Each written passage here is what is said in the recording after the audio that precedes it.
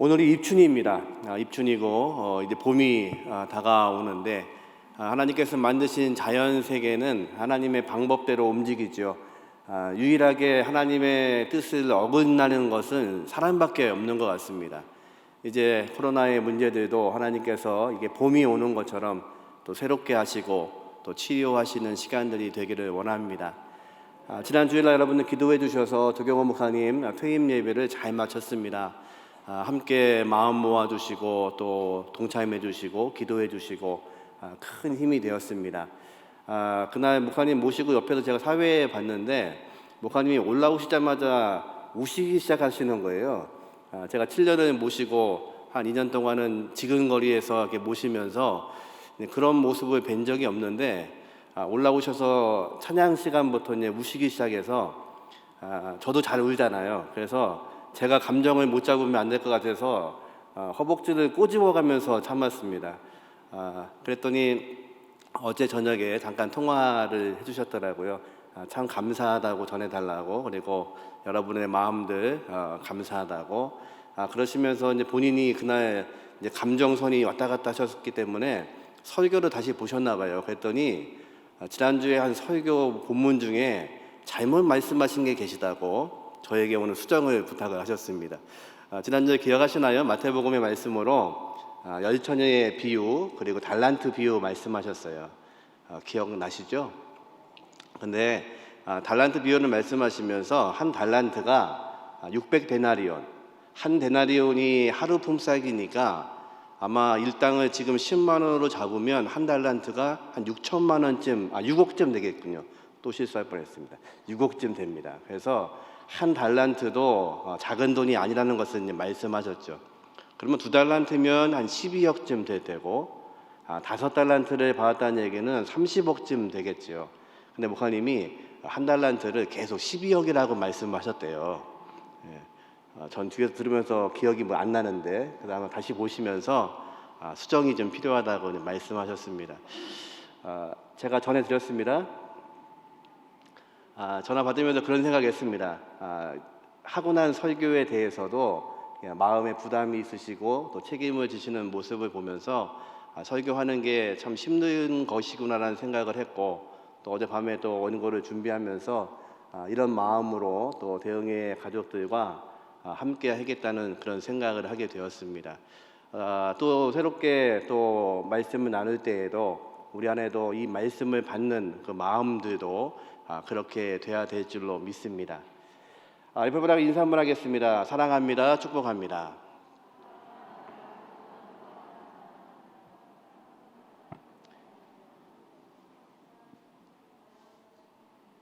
오늘은 스크린도 잘 안 돼서 참 멀리서 보이시죠? 스크린 수리를 하고 있습니다. 다음 주일부터는 정상적으로 작동이 될 것 같습니다.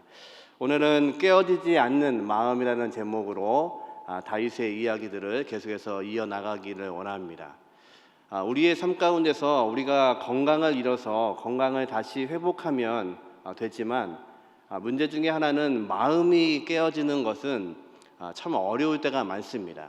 살면서 우리의 마음이 무너질 때가 있죠. 그리고 마음이 무너지는 것들은 다른 것과 달리, 몸이 아픈 것과는 달리 큰 어려움을 주고 또 힘이 들게 합니다.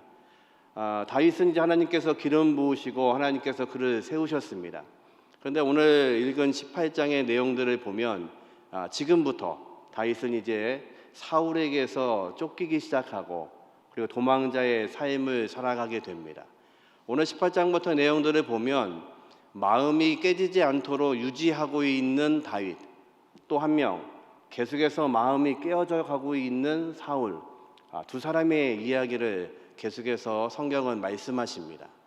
성경의 사무엘서의 내용은 이제 하나님의 나라가, 하나님 통치하시는 이스라엘이 왕정 정치가 시작됐던 것을 선포합니다. 사무엘서의 이야기는 왕을 세움으로 시작을 하죠. 그래서 사무엘서의 내용들을 계속해서 보면 하나님이 세우신 나라 그리고 사람이 원해서 세워진 왕, 이 두 왕을 비교합니다. 사람들이 원해서 세워졌던 왕 사울, 그리고 하나님의 마음이 그에게서 떠나갔고 이제 하나님의 마음에 합한 왕 다윗을 세우시면서 하나님의 나라와 세상의 나라가 어떻게 다른지를 비교하고 있습니다. 그래서 문학적으로 사무엘서를 읽다 보면 이 문학적인 배경들을 설명하면서 비교되는 이야기들을 쓰고 있습니다. 사람도 그렇고 환경도 그렇고.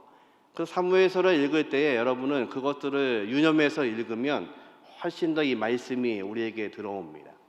이제 다윗은 하나님께서 그를 시험하시기 위해서 골리앗과의 전쟁을 싸우게 하시죠. 골리앗을 넘어뜨렸습니다. 그리고 다윗은 이제 이스라엘 백성들 가운데 전쟁 영웅으로 등극하고 있습니다. 유진 피터슨이 그런 말을 했습니다. 다윗의 인생에는 화울링이 좀 심하네요. 네. 다윗의 인생에는 한 번도 기적을 행하지 않았던, 기적이 없었던 사람이라고 기록합니다. 그 말을 읽으면서 이해가 안 됐습니다. 골리앗과의 싸움이 얼마나 큰 기적인가. 3m가 가까이 되는 그 장신과 싸워서 승리할 수 있었던 것이 기적이 아닐까. 근데 유진 피터슨은 뭐라고 얘기하냐면 그것은 기적이 아니라 다윗이 자신의 삶 가운데 믿음을 가지고 살았던 그 증거를 보인 시간이라고 이야기합니다. 다윗은 한 번도 인생에 하나님 주신 기적이 있었던 것이 아니라 하나님이 어떤 분이신지, 내가 믿고 있는 하나님이 어떤 존재인지에 대해서 그 믿음을 가지고 살았던 사람이라고 말하고 있습니다. 다윗은 이제 골리앗을 이기고 이스라엘 백성 가운데 영웅이 되었습니다. 근데 문제가 생겼습니다. 그것으로 인해서 이제 사울의 마음이 점점 더 깨어지고 있는 것입니다. 잘하는 것처럼 전쟁에 돌아오는 다윗을 향해서 여인들이 이렇게 외칩니다. 다윗은 만만이요, 사울은 천천히라. 이 이야기를 들은 사울이 18장 8절에 이렇게 말하죠. 사울이 그 말을 듣고 불쾌하여 심히 노하니, 마음이 심히 노했습니다. 그리고 말합니다. 다윗에게 만만을 돌리고 나에게는 천천만 돌리면 그 더 얻을 것이, 그가 다윗이 더 얻을 것이 나라밖에는 있지 않겠느냐. 무슨 얘기입니까? 이제 백성들이 다윗에게는 만만이라고 외치고 나에게는 천천이라고만 말한다면 이제 다윗이 얻을 수 있는 것은 이 나라밖에는 있지 않겠냐고 그가 말합니다. 그리고 그가 그 날 이후부터 다윗을 주목하여 보았다고 성경은 말합니다. 주목해 봤다는 뜻이 이런 겁니다. 그를 통해서 의심의 눈으로 봤다는 겁니다. 사람이 의심하기 시작하면요, 웃어도 의심하고, 째려봐도 의심하고, 잘 해줘도 의심하고, 잘 못해줘도 의심하고, 들어가도 의심하고, 나가도 의심하고, 모든 것을 의심하게 됩니다. 한동안 제가 살을 빼느라고요, 음식을 조절했습니다, 집에서. 그런데 제가 주방 쪽만 가면 모든 가족이 저를 의심하는 겁니다. 주방에 가면 물도 먹을 수 있고, 그렇죠? 주방 뒤에 그 분리수거도 할 수 있고, 주방에서 할 게 얼마나 많습니까? 또 뭐 할 수 있죠? 근데 주방 쪽으로만 가면 의심하는 겁니다. 집에 강아지를 한 마리 키우고 있는데요, 이 강아지도 저를 의심합니다. 제가 그리로 가면 뭐 먹으러 가는가 보다. 의심의 눈이 시작되면 모든 것이 정상적이지 않습니다. 사울이 이제 다윗을 향해서 의심하기 시작합니다. 저 다윗이 이제 얻을 것은 이 나라밖에 없다고 믿는 겁니다. 이때부터 계속해서 다윗을 향해서 사울의 이제 죽음의 그림자가 드리워지기 시작하죠. 오늘 본문 11절에 보니까 이제 그 현상이 그대로 벌어집니다. 그가 스스로 이르기를 내가 다윗을 벽에 박으리라 하고 사울이 그 창을 던졌으나 다윗이 그의 옆에서 2번 피하였더라. 이제 악신이 들린 사울, 그를 향해서 여전히 수금을 타고 있는 다윗. 그런데 마음에 뭐라고 하냐면 내가 저 다윗을 벽에다가 박으리라, 죽이겠다는 겁니다. 그리고 죽일 의도를 가지고 창을 2번이나 던졌습니다. 그 창이 벽에 박힐 만큼 깊숙이 박혔지만 하나님은 다윗을 거기서 던지셨습니다. 이때부터 이제 시작이 됩니다. 그래서 18장과 19장에는 공식적으로 성경에 기록된 것만 사울이 다윗을 죽이려고 6번 시도합니다. 그 위기를 겪는 거죠. 다윗은 아마도 골리앗을 이기고 백성들이 그를 향해서 칭송하기 시작하자 이제 하나님의 기름 부으신 그것이 이루어지는 줄로 알았을지도 모릅니다. 그런데 그렇지 않습니다. 사실은 이때부터 사울에게 쫓기는 인생을 살게 됩니다. 아주 긴 그 시간을 갖게 되죠. 사울은 이제 다윗을 죽이기 위해서 여러 가지 계획을 세웁니다. 처음 골리앗에게 싸울 때에 한 약속이 있죠. 골리앗을 넘어뜨린 사람들은 어떻게 하냐면 내가 상금도 주고 내 딸도 주겠다고 말했습니다. 이제 큰딸 메랍과 결혼하라고 이야기합니다. 그리고는 그를 어떻게 하냐면 천부장을 시킵니다. 출세했죠. 목동이 천부장이 되었습니다. 그런데 성경 본문에는 뭐라고 되어 있냐면 천부장을 시킨 이유가 블레셋 군대랑 싸우러 나가서 죽으라고 한 겁니다. 최전방에 배치를 하는 겁니다. 그래서 내가 죽이지 않고 블레셋 군대에 의해서 다윗을 죽일 수 있도록 하는 겁니다. 그리고는요, 전쟁터에 나간 사이에 그 딸 메랍을 다른 남자와 결혼을 시킵니다. 애당초에 결혼시킬 마음이 없었던 겁니다. 근데 문제가 생깁니다. 둘째 딸 미갈이 다윗을 흠모했습니다. 그래서 결혼하겠다는 겁니다. 그랬더니 사울이요 어떤 계략을 피우냐면 이제 둘째 딸과 결혼하려면 지참금이 있어야 되는데 너는 목동 아니냐, 없는 집안 사람 아니냐, 그러니까 돈이 없으니까 내가 이렇게 해주겠다. 다만 블레셋 군대 100명의 표피를 모아오면 100명을 죽이고 오면 내가 이 딸을 주겠다는 겁니다. 두 번째 계획입니다. 100명하고 싸우다 보면 누군가에게는 다윗이 죽겠지. 그런데 다윗이요 그 말을 듣고 용사들과 함께 나아가서 몇 명을요? 200명을 죽이고 돌아옵니다. 결혼을 시킬 수밖에 없죠. 결혼을 시킵니다. 그 후에도 계속해서 다윗을 향해서 그를 죽이려고 합니다. 이제 마지막에는요 암살자를 보내서 다윗을 죽이라고 말합니다. 이제 아내였던 미갈이 꾀를 내죠. 남편을 도망시키고 그 침대를 다른 것들을 감춰놓고 남편이 아프다고 이야기합니다. 당시의 전쟁터에서 활용되는 방법은 이렇습니다. 아무리 적이라 할지라도 적이 병상에 누워 있으면 절대로 죽이지 않았습니다. 그것이 군인들의 법이었습니다. 이제 군인들 돌아가서 말합니다. 사울에게 그럴 수 없습니다. 지금 아프답니다.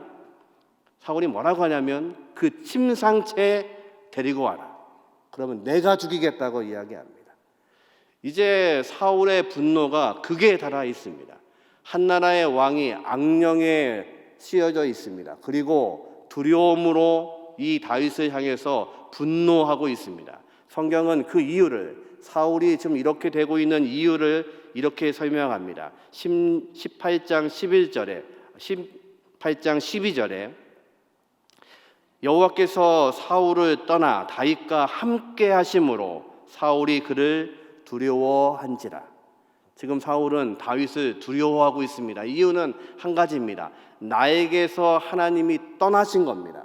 그리고 떠나신 그 하나님이 다윗과 함께 하고 계시는 것입니다. 그것을 사울은 두려워하고 있습니다. 왜 우리의 마음이 깨질까요? 두려움 때문에 그렇습니다. 우리의 삶 가운데 문제 중에 하나는 두려움입니다. 사울은 지금 나에게서 떠나가신 하나님, 그리고 그 떠나가신 하나님이 다윗과 함께 하고 있는 것을 알기에 두려운 것입니다. 백성들이 다윗을 칭송하고 있는 것은 그가 하나님과 함께 하는 것을 보기 때문에 그렇습니다. 사울이 두려워하고 있는 것이 바로 그것입니다. 백성들이 알고 있는 겁니다.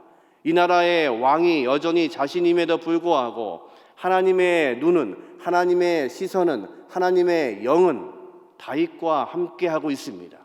그래서 그것으로 인해서 두렵고 힘들고 어려운 것입니다. 예수님이 이제 십자가를 지고 떠나시겠다고 말씀하십니다. 제 아들이 두려워합니다. 주님은 계속 말씀하십니다. 두려워하지 말고 염려하지 말라고 하시고 내가 떠나가는 것이 너희에게 유익이라고 말씀하십니다. 왜냐하면 내가 십자가를 져야만 너희가 구원받을 수 있고 내가 떠나야만 성령께서 오셔서 너희와 함께하기 때문에 너희에게는 유익이라고 말씀하십니다. 그런데 제자들은 이해를 하지 못하는 것입니다. 하나님이 주님이신 그분이 떠나가시는 것을 그들이 이해하지 못하고 그것이 두렵고 힘들고 어려운 것입니다. 지금 사울은 지금 하나님이 그에게서 떠나가심으로 인해서 두려워하고 있고 원망하고 있고 다윗을 죽이겠다고 이야기하고 있습니다. 그런데 재밌는 것은 이 장면 가운데 사울의 훗날의 인생과 오버랩되는 부분이 있습니다. 사실은 다윗이요 이런 죄를 지었습니다. 우리아의 아내와 간음한 후에 밧세바와 간음한 후에 밧세바가 임신한 사실을 알았습니다. 이것을 덮으려고 어떻게 했냐면 전쟁터에 나가 있는 자기 용사 우리아를 긴급히 집에 들어오도록 했습니다. 그리고 마치 휴가를 주는 것처럼 아내와 함께 그 밤을 지내도록 했습니다. 우리아가 그렇게 하지 않았지요. 전쟁터에서 내 친구들은 싸우고 있는데 나만 어떻게 아내와 함께 편한 잠자리를 찾을 수 있습니까? 그가 함께 하지 않고 광장에서 자고 돌아갔습니다. 계획에 실패했습니다. 이제 어떻게 합니까? 그에게 편지를 하나 써서 사령관에게 보냅니다. 우리아를 어디까지요? 최전방에 보내서 적의 화살에 죽게 하라고. 누가요? 다윗이요. 졸다가 깨신 분들은 지금 사울 얘기하는 게 아닙니다. 다윗 얘기하고 있는 겁니다. 다윗이 그렇게 그것을 꾸며냈습니다.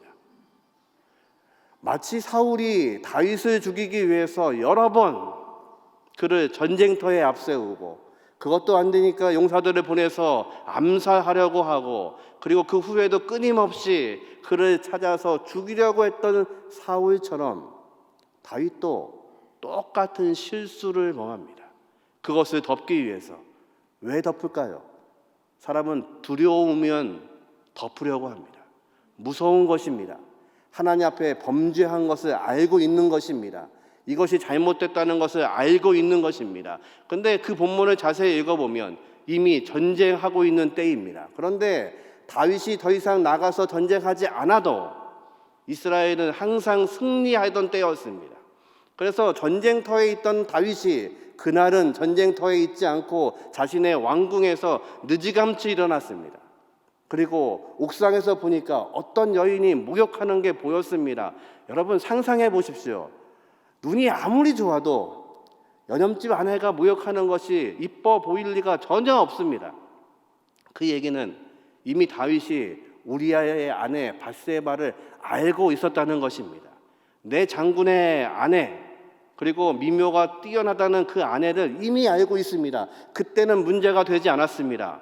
그런데 그 순간 그의 마음에 죄악된 마음이 들어가니까 사단의 마음이 들어가니까 사울이 지금 악령에 씌어서 창을 던져서 다윗을 죽이려고 하는 것처럼 그 마음의 틈에 사단이 들어가자 옳거나 싶은 것입니다. 그 여인은 지금 어떤 목욕을 하고 있냐면 생리를 마친 정결 의식을 치르고 있습니다. 생리를 마친 여인과 관계하면 아이가 임신될 수 없습니다. 다윗이 아는 겁니다. 그리고 그 여인을 데려오라고 하는 겁니다. 그리고 그날 밤에 동침했습니다. 완전 범죄입니다. 그런데 하나님은 그것을 물으셨습니다. 그리고 그 여인이 임신하게 됩니다. 인생의 역사, 하나님이 우리에게 주시는 역사는 반복됩니다. 사울이 하고 있는 이 죄악을 다윗도 걸어갑니다. 그래서 우리는 우리의 마음이 깨지지 않도록 하나님 앞에 엎드리지 않으면 누구도 이 두려움의 문제 가운데서 이길 수 없다는 것입니다. 사울은 지금 다윗이 두렵습니다. 하나님의 영이 떠난 자신의 모습과 하나님의 영이 임하고 있는 다윗의 모습 가운데서 다윗을 두려워합니다. 그런데 이때부터 다윗이 사울을 피해 도망 다닐 때마다 반복되게 쓰고 있는 구절이 있습니다. 다윗이 사울을 두려워하였더라. 지금 도망가는 다윗은 왕인 사울이 두렵습니다. 사울은 하나님이 함께하는 저 다윗이 두렵습니다. 사단은 똑같은 문제를 가지고 하나님의 사람도 그리고 악령에 씌운 사울도 이용하는 것이 사단입니다. 그래서 사단은 교묘합니다. 똑같은 문제를 가지고 모두가 넘어지게 하는 것이 사단입니다. 지금 사울은 악령에 씌었습니다. 그리고 백성들이 그렇게 좋아하고 있는, 칭송하고 있는 다윗을 죽이겠다고 결심합니다. 이제 다윗은 그 마음이 깨지려고 합니다. 내가 골리앗을 이기고 승리했음에도 불구하고 이스라엘의 용사로 태어났음에도 불구하고 이제는 도망가야 되는 심정입니다.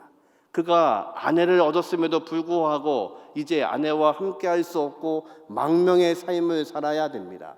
좋은 친구 요나단을 얻었습니다. 그럼에도 불구하고 여전히 그들과 함께하지 못하고 하나님의 백성인 그가, 하나님과 함께하고 있는 그가 이제 도망자 신분으로 살아야 됩니다.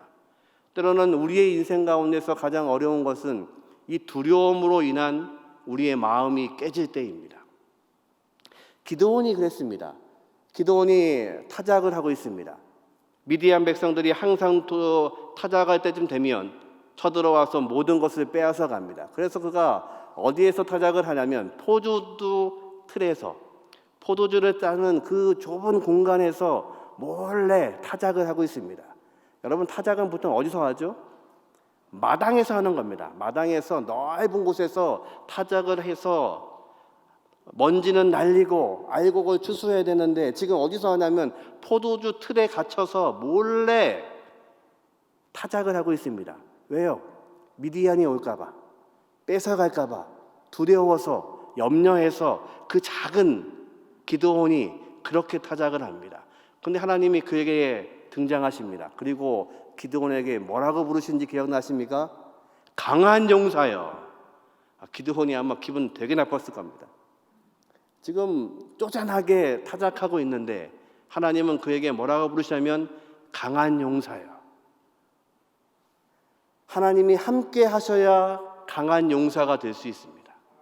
하나님이 함께 하셔야 우리의 마음을 지킬 수 있습니다. 하나님이 함께 하지 않으시면 사울도 다윗도 똑같은 인생을 살 수밖에 없습니다. 두려움의 문제가 우리에게 닥치면, 우리의 인생 가운데 이 두려움의 문제가 우리를 닥치기 시작하면 우리는 이성을 잃게 되고, 그리고 하나님과의 믿음도 잃게 되고, 그리고 내가 아닌 악령에 씌인 모습으로 살아가게 됩니다. 사울이 그랬고 다윗도 그것 때문에 넘어졌습니다. 성경은 다윗을 향해서 이렇게 말합니다. 우리아의 일 외에는 하나님 보기에 정직했다고 말씀하십니다. 한 번 넘어졌던 그 실수가 바로 사울과 똑같은 죄를 짓습니다. 이 한 해를 살면서 우리는 어쩌면 또 두려움으로 시작하는지 모릅니다. 입춘이 왔지만 여전히 추운 것처럼, 봄이 다가오고 있음에도 불구하고 우리의 마음은 추운 것처럼 이 한 해를 어떻게 지내야 할지 또 우리는 두려움 가운데 있을 줄 모릅니다. 그것 때문에 우리의 마음이 깨질지도 모릅니다. 그러나 두려워하지 마십시오. 하나님이 함께 하셔야 이 문제가 해결됩니다. 하나님이 동행하시는 것을 깨닫지 않으면 우리의 삶에는 여전히 이 두려움의 문제를 해결할 수 없습니다. 그러기에 이 한 해에도 다윗이 하나님을 바라보고 있는 것처럼 여전히 연약한 인간이지만 하나님을 향해서 하나님을 눈을 찾고 있는 다윗처럼 저와 여러분이 이 한 해에도 하나님의 귀하신 눈을 찾을 수 있는 은혜가 있기를 주님의 이름으로 축원합니다. 그래서 잠언서에는 이렇게 말씀하십니다. 잠언 4장 23절에 보니까 모든 지킬 만한 것 중에 더욱 내 마음을 지키라. 생명의 근원이 이에게서 남이로라. 잠언서의 기자는 말합니다. 우리가 지켜야 될 것들이 많지만 그 중에 가장 중요한 것은 내 마음을 지키는 것입니다. 예수님께서 승천하시면서 성령을 기다리라고 말씀하십니다. 마가의 다락방에서 120명의 성도들이 두려운 마음 가운데 성령을 기다리고 있습니다. 아마도 교회가 탄생하는 이 시점에 그들의 마음이 가장 두렵고 떨리는 때였습니다. 예수님은 안 계시고 로마의 병정들은 여전히 그들을 찾고 있고 잡히면 죽을 수도 있는 그때에 그들은 두려움으로 기도하고 있습니다. 그런데 사도행전 1장 14절에는 그들이 이렇게 기도했다고 말합니다. 마음을 같이하여 기도에 전혀 힘쓰니라. 마음을 모으는 것입니다. 하나님께서는 우리의 마음을 지키는 것이 가장 중요한 것이라고 말씀하십니다. 다윗은 이 어려운 중에서도 그의 가정이 깨어지는 이 시간에도 여전히 그 마음을 하나님을 향해 지키는 것입니다. 그의 아내였던 미갈, 사울의 두 번째 딸이자 다윗의 첫 번째 아내였던 그 미갈이 다윗을 사랑합니다. 그리고 그를 피신시킵니다. 그런데 이 하갈의 이름이 사무엘 하에 가면 한 번 더 등장합니다. 기억나십니까? 예루살렘에 하나님의 법궤가 들어오고 있습니다. 다윗이 너무도 기뻐서 왕인데도 불구하고 나와서 춤을 춥니다.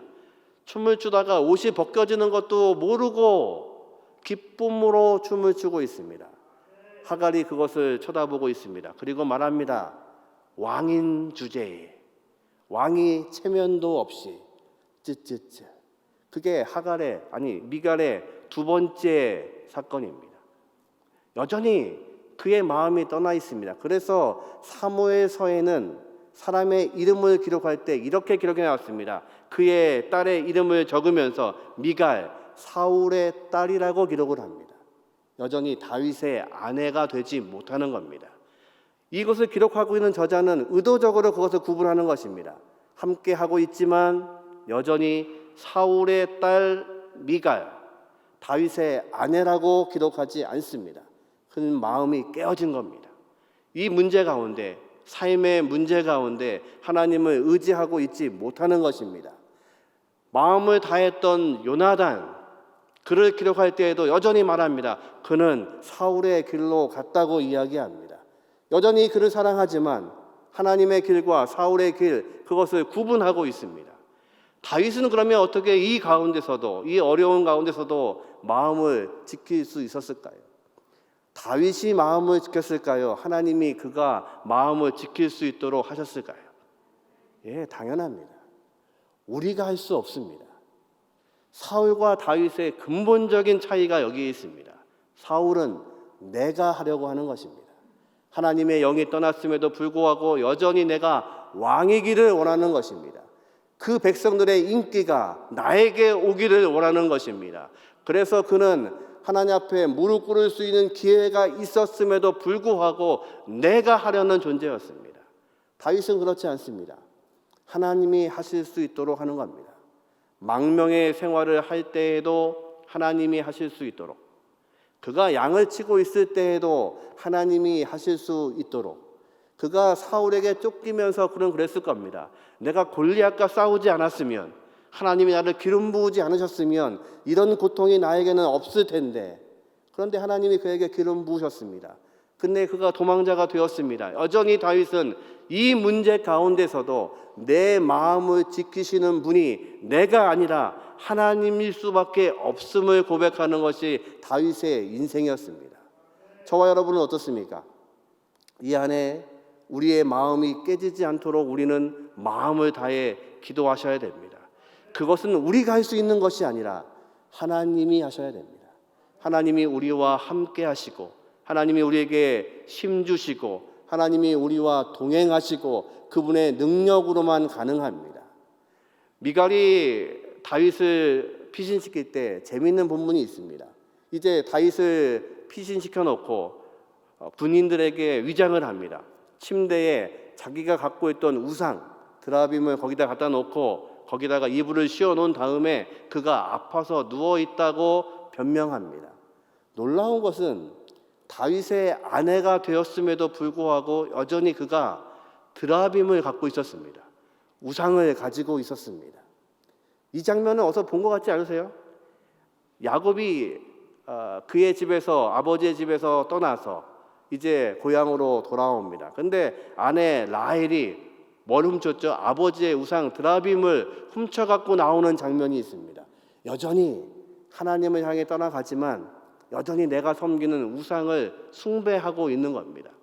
그때부터 그런 말이 생겼죠. 딸들은 도둑이라고. 딸들은 집에 오면 좋은 게 있으면 가져가려고 하죠. 우리의 삶의 문제가 여기에 있습니다. 하나님을 따라가고 있음에도 불구하고 여전히 우리가 가지고 있는 생각, 우리의 우상들을 버리지 않는 겁니다. 그래서 성경은 이 미가를 설명하면서 사울의 딸이라고 기록하는 것입니다. 이 한 해에 우리의 마음을 하나님이 지키시기를 주님의 이름으로 축원합니다. 그러기 위해서 여러분이 놓으셔야 될 게 있습니다. 여러분이 두려워하고 있는 이유는 한 가지입니다. 우리가 알지 못하기에, 그리고 우리가 걸어가지 않은 길이기 때문에, 일어나지 않은 일이기 때문에 우리는 두려워합니다. 염려합니다. 그 문제 앞에서 우리가 할 수 없음을 인정하셔야 됩니다. 우리가 할 수 없음을 인정해야 하나님이 일하실 수 있습니다. 나는 못한다는 것을 아셔야만이 하나님이 일하실 수 있습니다. 하나님의 영이 다윗에게 임한 이유는 다른 것이 아닙니다. 다윗은 내 능력으로는 할 수 없다고 고백하는 사람입니다. 골리앗과의 싸움에서 그는 외칩니다. 너는 칼과 단창으로 나오지만 나는 만군의 여호와의 이름으로 나온다고 말합니다. 다윗은 무엇을 주장하냐면 내가 능력 있는 것이 아닙니다. 내 돌팔매를 의지하고 나가는 것이 아닙니다. 내 막대기를 의지하는 것이 아니라 만군의 여호와의 이름을 위해서 그는 싸우고 있고 만군의 여호와의 이름을 가지고 나가고 있다는 것입니다. 내가 할 수 없음을 인정하는 그 순간 하나님께서는 우리와 함께 하십니다. 우리의 마음이 깨어지려고 하는 그 순간 다윗은 하나님을 바라보고 있는 것입니다. 사울은 그의 마음이 깨지면서도 하나님과 함께 하지 못하고 있습니다. 하나님은 그에게 기회를 허락하셨습니다. 아마도 다윗이라는 사람을 통해서 하프를 연주하며 수금을 타며 그를 위로하신 하나님께서는 아마도 사울이 돌아오기를 바라셨던 것 같습니다. 하나님이 기운을 부었던 사울, 그가 악령에 쌓여 있습니다. 여전히 하나님은 그 사울도 사랑하십니다. 그러기에 다윗의 그 연주를 들으며 그가 회복되기를 원하셨을 것입니다. 그러나 사울은 그렇게 살지 못했습니다. 마지막 전쟁터에서 죽는 그 순간까지도 적군의 죽느니 내 스스로 죽겠다고 자기의 칼을 빼어 들었던 사람입니다. 여전히 하나님을 의지하지 못합니다. 그리고 사람들을 의지합니다. 사람들의 눈을 의식합니다. 다윗은 지금 도망자가 되었습니다. 이제 18장 이후로 삶은 다윗의 광야 시대입니다. 여전히 도망가야 되고 사울은 쫓아옵니다. 이 삶의 문제 때문에 그의 마음이 깨어지려고 할 때 그는 어떻게 살고 있냐면 하나님을 바라보는 것입니다. 성경학자 한 명은 이런 말을 했습니다. 사무엘서는 다윗의 겉모습, 겉사람을 설명하고 있고 시편에 있는 다윗의 시들은 다윗의 속마음을 표현하고 있다고 설명합니다. 이 시기에 썼던 다윗의 시편이 시편 18편입니다. 제가 한번 읽어드리죠. 자막이 없어서 제가 읽어드립니다. 시편 18편의 표제어가 이렇게 되어 있습니다. 사울의 손에서 건져주신 날에 다윗이 이 노래로 여호와께 아뢰어 이르되. 다윗의 시편 가운데 표제어가 많죠. 이 표제어는 바로 사울의 손에서 도망 다닐 때, 언제인지는 알 수 없습니다. 사울의 창에서 살아난 다음에 지었는지 아니면 아둘람 굴 속에서 지었는지. 그런데 여전히 그는 사울이 그를 죽이려고 하고 있는 그때에, 그의 손에서 나를 건지신 그때에 다윗이 쓴 시라고 고백합니다. 1절에 이렇게 고백합니다. 나의 힘이신 여호와여, 내가 주를 사랑하나이다. 아멘. 이것이 다윗의 능력입니다. 어떤 고민 앞에서 항상 그는 먼저 하나님의 이름을 찾습니다. 내가 하나님을 사랑합니다. 2절에 보니까 여호와는 나의 반석이시요 나의 요새시요 나를 건지시는 이시요 나의 하나님이시요 내가 그 안에 피할 나의 바위시요 나의 방패시요 나의 구원의 뿌리시요 나의 산성이시로다. 믿으십니까? 3절에 이렇게 고백합니다. 내가 찬송받으실 여호와께 아뢰리니 내 원수에게서 구원을 얻으리로다. 다윗의 믿음은 바로 이겁니다. 마음이 깨지려고 할 때, 나의 삶의 어려움과 무게 때문에 모든 것을 내려놓고 싶을 때 그의 눈은 하나님을 바라보고 있습니다. 하나님이 나를 사랑하시는 것, 그래서 내가 그 하나님을 사랑한다고 내 힘의 원천이 하나님임을 고백할 때, 하나님이 이끄시는 것을 고백할 때 다윗은 승리할 수 있었습니다. 이 설교를 준비하면서 그런 질문을 저에게 해봤습니다. 왜 다윗을 하나님이 이때부터, 골리앗을 이기게 하신 그때부터 이렇게 어렵게 하셨을까? 그래도 왕궁에서 몇 년은 잘 지내고 부마로 잘 살고 그렇게 하시다가 보내셔도 되지 않았을까? 하나님이 모세를 쓰실 때 40년간 그래도 왕궁에서 살게 하셨는데, 그러다가 깨달아진 게 있습니다. 하나님이 다윗을 너무 사랑하시는 겁니다. 그래서 다윗에게 틈을 주고 싶으시지 않은 겁니다. 그가 거기에 머물러 있으면, 골리앗을 이긴 것 때문에 그가 도취되어 있으면, 내가 이스라엘의 영웅이 된 것을 그가 깨닫고 있으면, 많은 인기가 그에게 몰리고 있으면 다윗도 능히 사울처럼 될 수 있는 인간이기에 사랑하시는 하나님께서 다윗에게 조금도 개입하지 못하도록 막으신 게 아닌가, 그런 믿음을 주십니다. 때로 우리 삶 가운데 다윗의 인생처럼 조금의 틈도 없이 어려움을 겪을 때가 있습니다. 숨쉴 겨를도 없이 닥치는 문제 때문에 어려워할 때가 있습니다. 자녀의 문제, 삶의 문제, 인생의 문제, 건강의 문제, 끊임없이 우리를 어렵게 합니다. 왜 그럴까요? 우리는 그 고통이 없으면 하나님을 기억하지 못하는 존재이기 때문에 그렇습니다. 하나님은 그래서 우리를 사랑하셔서 여전히 그 문제를 우리에게 주시는 겁니다. 오늘도 우리에게 그 문제가 있습니다.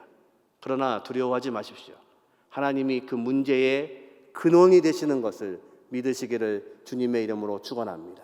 그래서 오늘도 그 문제 앞에서 두려워하지 마시고 다윗이 고백하고 있는 것처럼 내가 주를 의지하고 저 성을 넘고 성벽을 뛰어넘는다는 그 말씀이 저와 여러분의 말씀이 되시기를 주님의 이름으로 축원합니다. 2021년도 우리는 그렇게 시작했습니다. 오늘이 춘분인 것처럼, 이제 하나님께서 우리에게 허락하시는 것처럼, 우리에게 봄을 허락해 주시는 것처럼 우리의 인생 가운데, 우리의 삶 가운데 새로운 것들을 허락하여 주셔서 이 한 해에도 하나님이 이기게 하시는 귀한 은혜가 있기를 주님의 이름으로 축원합니다. 우리 같이 찬양하겠습니다. 384장 나의 갈 길 다가도록 우리의 길을 인도하시는 그 하나님이 오늘도 지키시고 이 한 해도 지켜주시기를 원합니다.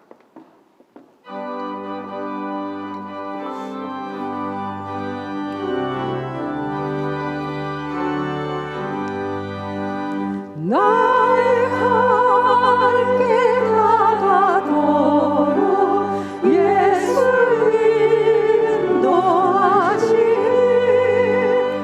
내 주 안에 있는 그를 어찌 의심하리요. 믿음으로 사는 자는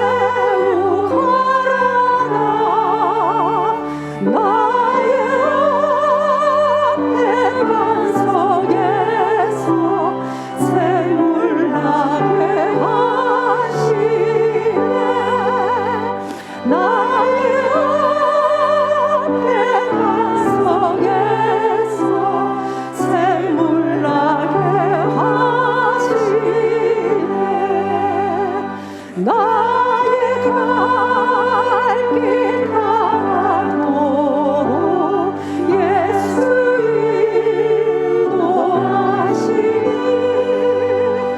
그의 사랑 어찌 큰지 말로 할 수 없노라. 성령 강화받은 영혼 하늘 날아갈 때에 영영 부를 나의 찬송 예수 인도하셨네. 영영 부를 나의 찬송 예수 인도하셨네.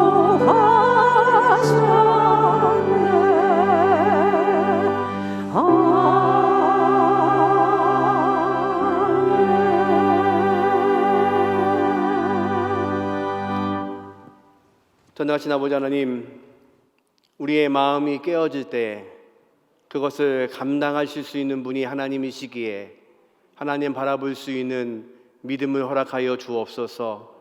도망자가 된 다윗에게도 여전히 그 마음이 깨어질 때에도 하나님을 바라봄으로 하나님이 능력이신 것을 고백했던 다윗을 통해 하나님 역사하셨던 것처럼 이 시간에도 또 이 한 해에도 우리의 마음이 깨어지지 않도록 돌보시는 하나님의 놀라우신 은혜를 우리가 경험하며 할 수 있도록 복의 복을 더하여 주옵소서. 지금은 우리 주 예수 그리스도의 은혜와 아버지 하나님의 극진하신 사랑하심과 성령님의 내주 역사하심이 다윗처럼 하나님의 마음에 합한 자로, 그리고 우리의 마음을 지키시는 분이 하나님이신 것을 믿고 살아가기 원하는 각 사람들 머리머리 위에 지금부터 영원토록 함께 하시기를 예수님의 이름으로 간절히 기도하옵나이다. 아멘.